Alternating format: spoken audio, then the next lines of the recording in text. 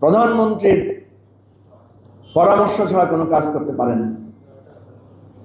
আচ্ছা, গণ অভ্যুত্থানের পর বেগম খালেদা জিয়া 5 তারিখ গণ অভ্যুত্থান হলো, খালেদা জিয়া মুক্তি পেয়েছে কয় তারিখ বলেন তো?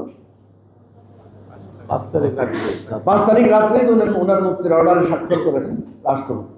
উনি কার পরামর্শ নিয়ে করেছেন? খালেদা জিয়ার মুক্তি কি সাংবিধানিকভাবে হয়েছে না অসাংবিধানিকভাবে হয়েছে? তাই না? বলেন, আপনারা সাহস করে বলেন একটু। রাষ্ট্রপতি যে অর্ডার দিলেন, উনি প্রধানমন্ত্রী, ওনাকে পরামর্শ দিলেন কোথেকে? প্রধানমন্ত্রী তো নাই। সুতরাং মনে রাখতে হবে যে ইতিহাসকে আইনের মার পেঁচে বিচার করলে ইতিহাসও আমাদেরকে একদিন আইনের মার পেঁচে বিচার করবে। পৃথিবীর তাবৎ ইতিহাস নিয়ম এটাই, সংবিধান যখন অকার্যকর হয়ে পড়ে তখন জনগণের শক্তিতে, মুক্তির আশ্বাসে তারা সংগ্রামে ঝাঁপিয়ে পড়ে। হ্যাঁ, সংগ্রাম থেকে যখন তারা মুক্ত হয়, দেশ যখন শান্ত হয়, স্বাধীন হয়, সব কিছু স্থিতিশীল হয়, আবার তারা সংবিধানের নিয়মে ফিরে আসে। সংবিধান ছাড়া রাষ্ট্র চলতে পারে না। প্রশ্ন হচ্ছে, আমরা কি এখনো সাংবিধানিক সব হিসাব নিকাশ শুদ্ধ করে চলার জায়গায় এসেছি? যদি চলার জায়গায় আসতাম তাহলে আমাদের এই ঐকমত্য কমিশনের কি দরকার ছিল? সংবিধান পড়ে পড়ে এক একটা পদক্ষেপ নিয়ে নিলেই তো হয়ে যেত। পৃষ্ঠা উল্টায় এটা দেখতাম, তারপরে ওই পথে হাঁটতাম। বলেন, ঐকমত্য কমিশন সংবিধানের কোন অনুচ্ছেদে আছে?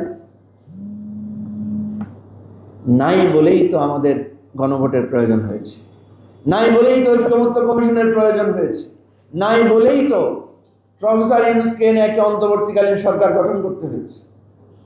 সুতরাং এই বিতর্কগুলো আজকে যারা তুলছেন, তারা যে নিজের স্বার্থে তুলছেন, তারা যে ক্ষমতাকে পাকাপোক্ত করার জন্য তুলছেন, সেটা কি আর বুঝতে বাকি আছে?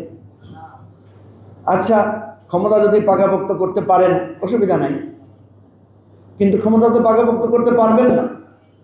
ইতিহাসের পাতায় সেটা লেখা আছে। 69-এর গণ অভ্যুত্থানের পরে 70-এর নির্বাচন আমরা পেয়েছিলাম, কিন্তু সেই আবার দেখা গেল 70-এর নির্বাচনকে বিজয়ী দলকে ক্ষমতায় বসতে দেওয়া হয় না।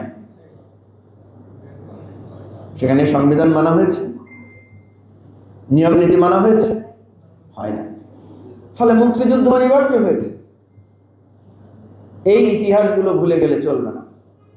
প্রিয় ভাই বন্ধুগণ, আজকে আপনি ক্ষমতায় গেলে সব ভুলে যাবেন আর দোষ দিবেন যে বিরোধী দল বা আমরা যারা আছি তারা শুধু সমস্যা তৈরি করছে। আমাদের তো কোনো সমস্যা নাই।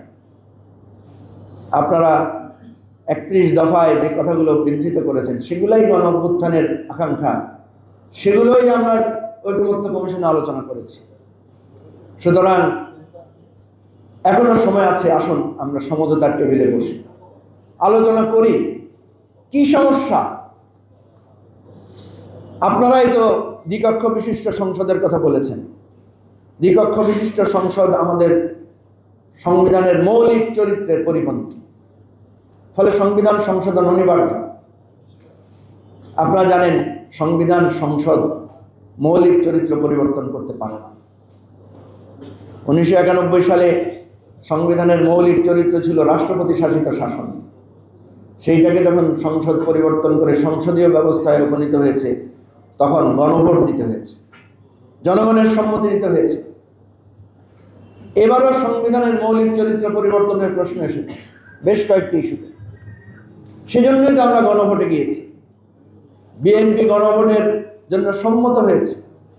প্রথম দিকে আপত্তি করলো, ইরান ভাই সে আপত্তির মধ্যে ছিলেন, পরে চেঞ্জ হয়েছে। তাহলে এই গণভোট আমরা সবাই মেনে নিলাম, ভোটে সবাই অংশগ্রহণ করলাম, ভোটে আমরা